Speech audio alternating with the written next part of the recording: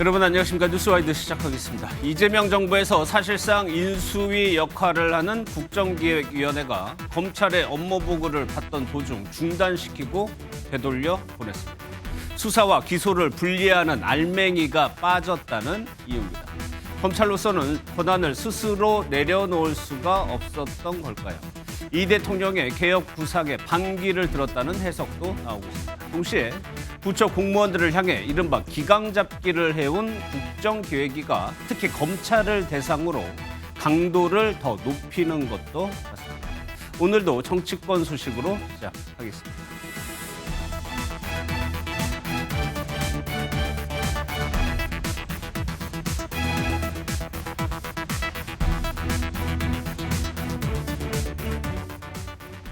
네, 두 분과 먼저 시작하겠습니다. 강성필 더불어민주당 부대변인, 최수영 시사평론가 나오셨습니다. 어서 오십시오. 안녕하세요. 예. 어제요, 전국민 민생지원금이 윤곽을 드러냈습니다. 주요 내용과 그 이유를 먼저 들어보도록 하겠습니다. 추경의 내용이 이제 문제인데 아마 감론을박이 있을 겁니다. 또 의견은 다 다를 수 있죠. 저는 어떤 필요에 의해서 경비를 지출한다고 하면 그 반사적 혜택은 최소한 국민들이 공평하게 혜택을 누리는 게 맞다고 생각해요. 전 국민에게 1인당 15만 원에서 50만 원의 민생회복 소비 쿠폰을 지급하기 위해 10조 3천억 원의 국비를 반영했습니다. 네, 요약하면요, 모든 국민에게 15만 원에서 50만 원, 네, 현금은 아니고요, 소비 쿠폰을 지원하겠다는 내용입니다.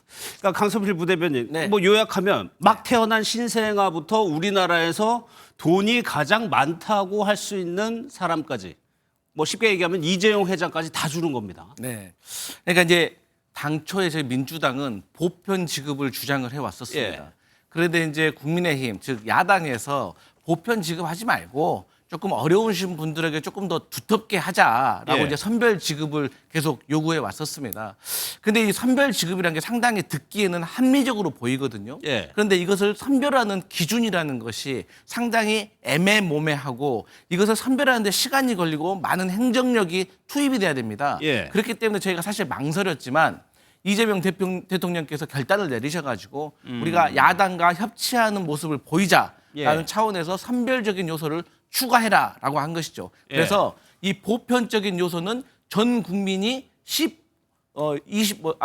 10%는 15만 원. 15만 원. 그러니까 그게 아마 한 512만 12만 명 정도 되고요. 예. 그다음에 국민 대부분 4,296만 명 정도는 25만 원을 받게 됩니다. 예. 그리고 이제 기초 수급자분 같은 경우는 271만 명으로 약 50만 원 정도 받고 예. 또 전국에 이제 84개의 어떤 특이 지역이 있습니다. 저출산 이런 데는 2만 원을 더 추가해가지고 최대 52만 원까지 받을 수 있는 그렇게 민생회복 지원금을 저희가 구성을 했다 이렇게 예. 말씀드릴 수 있겠습니다. 여기 표를 보시면은 4,296만 명, 대부분의 국민들은 여기에 포함이 되겠죠.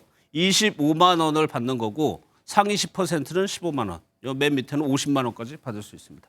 그러면 차등 지급의 기준은 건강보험료입니다. 그러니까 직장인들 같은 경우에는 월급 명세서에서 내가 지난해 보험료 얼마 냈는지를 보면은 어디에 속하는지가 알 수 있습니다.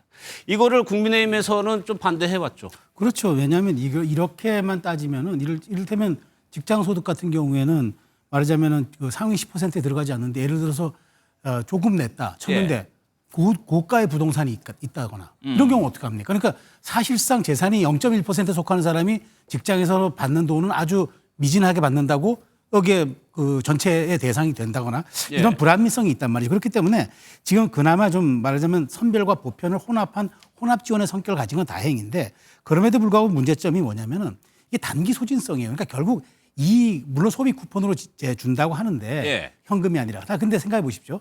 이게 결국에 뭐 경기 회복을 위한 마중물이냐 아니면은 언발의 오줌누기냐 이 논란은 사실상 학계뿐만 아니라 정치권에서도 있어 왔어요. 근데 이제 국민의힘에서 이제 재정 얘기를 자꾸 하는데 어쨌든 저는 꺼낸 거는 좋은 방향이라고 생각합니다. 그렇지만 여기에 대해서 이게 앞으로 사후 검증할 수 있는 정책 효과 검증 시스템, 그다음에 이제 계층별로 이 말하자면 소득 구간들을 걸러내는 정교한 행정 시스템, 그리고 이게 정치 일정과 연동되면 안 돼요. 이를테면 대통령 취임하자마자 이렇게 하면은 뭔가 선심성으로 비춰지잖아요. 그러니까 정치 일정과 분리된 뭐 선거 앞두고 한다거나 이런 정교한 원칙들이 한 3가지가 대원칙이 있다 그러면은 저는 혼합 지원 한번 평가를 해볼 만하다고 생각하지만 그럼에도 불구하고 현금성 예. 지원이라는 이 소진성 문제는 사실상 우리가 한번 고민해봐야 할 지점이라고 생각합니다. 알겠습니다. 효과에 대해서 좀 부정적으로 말씀하셨는데 뭐 들으셨다시피 여야에서 이 부분에 대해서 엇갈린 평가를 하고 있습니다. 어떻게 얘기하는지 한번 들어보겠습니다. 당은 모든 국민에게 민생회복 지원이 보편적으로 이루어져야 된다라고 하는 입장을 계속 강조해 왔는데 정부도 이러한 입장을 그대로 받아서 보편 지원을 원칙으로 설계했습니다. 취임 2주 만에 뚝딱 만들어진 정부의 졸속 추경안은 민생경제 회복에 도움이 되지 않는 정치적 포퓰리즘 추경에 불과합니다.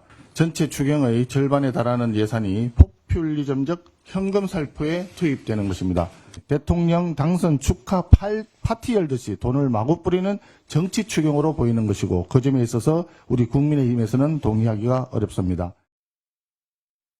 그러면 두 분께 공통 질문을 드려보겠습니다. 뭐 최수영 평론가께서는 답을 하시긴 하셨지만 이렇게 소비 쿠폰을 주는 것이 실질적인 경제 효과는 어떨 것이냐. 지금 여당에서는 민생경제 마중물이라 될 거라고 지금 예상을 하고 있어요. 구체적으로 좀 설명 좀 해주세요. 강수민. 근데 지금까지 어떤 소비 쿠폰 지역 화폐에 대해서 예. 과거 문재인 정부 때하고 비교를 많이 하시는 경향이 있습니다. 예. 그런데 이제 문재인 정부 때는 사실 지역화폐라든지 소비 쿠폰을 지급을 한다고 하더라도 당시에는 코로나 때문에 영업 제한 시간이 있었어요. 그렇기 때문에 이건 소비를 하고 싶어도 소비할 수 있는 시간이 비교적 부족했다는 그런 평가가 있는 것이고 예. 지금은 그때와 달리 충분히 이 소비할 수 있는 기간이 있기 때문에 여기에 대해서 이 지역 경제의 상권을 살 수 있는 그런 마중물이 될 것이다라고 생각을 하고 코로나 지원금과는 다를 것이다. 그렇습니다. 그리고 예. 그때도 이제 25만 원에서 50만 원까지 차등 지급을 했었거든요. 그랬죠.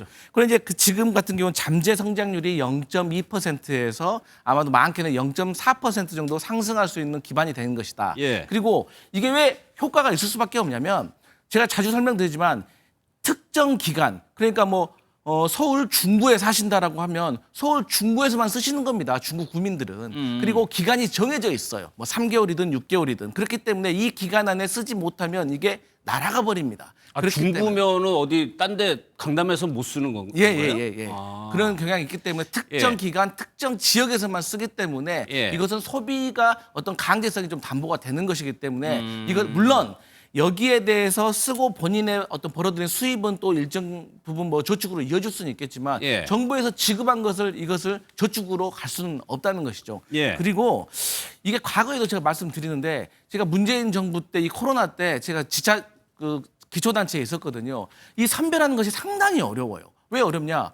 소득이 줄었는지에 대해서 증빙하는 것도 상당히 어렵고요. 예. 매출이라는 것이 사실 종목에 따라서 너무 애매한 경계선이 있는 것이고 지역가입자들이 그런가요? 맞습니다. 그리고 소상공인이라든가 자영업자들이 생각보다 이 사업자가 증명하기 어려운 부분들이 예. 상당히 많습니다. 그러니까 이러한 경제적인 선별적인 문제가 있기 때문에 이 지급을 하는데 시간이 늦어지거든요. 근데 예. 이게 일시에 한 번에 쏟아져야지 효과가 있는 거예요. 그래서 이번 같은 경우도 이 민생회복지원금이 7월 중에 이게 지급이 돼서 퍼져야지 예. 이게 아마 잠재 성장률을 올리는 데도 상당히 효과가 있을 것이다. 알겠습니다. 최수영 평론가께서 다른 거 질문 드릴게요. 네, 또 하나가 뭐 있냐면 소상공인 빚도 이제 탕감하거나 네. 감면해 준다는 건데 이것도 조건이 있긴 합니다. 네.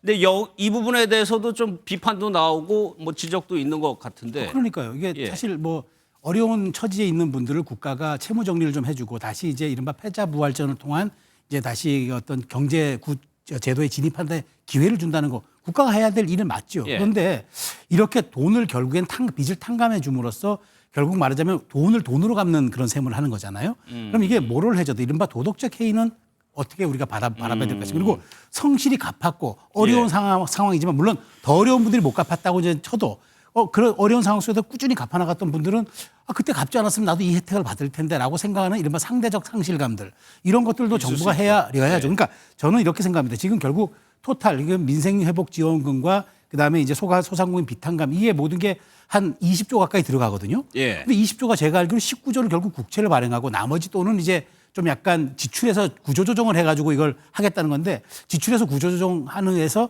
들어오는 돈은 미미하고요. 예. 실제 제가 국채 발행은 19조 5천억인가로 들었는데 그렇다면 이게 고스란히 이게 나중에 또 빚으로 돌아오는 거잖아요. 결국 현재 세대가 빚내서 미래 세대에게 이게 우리가 너희들이 이거 갚아라고 얘기하는 것처럼 되기 때문에 신중해야죠. 정부가 재정을 운용할 때 우리가 흔히 그런 얘기 하지 않습니까?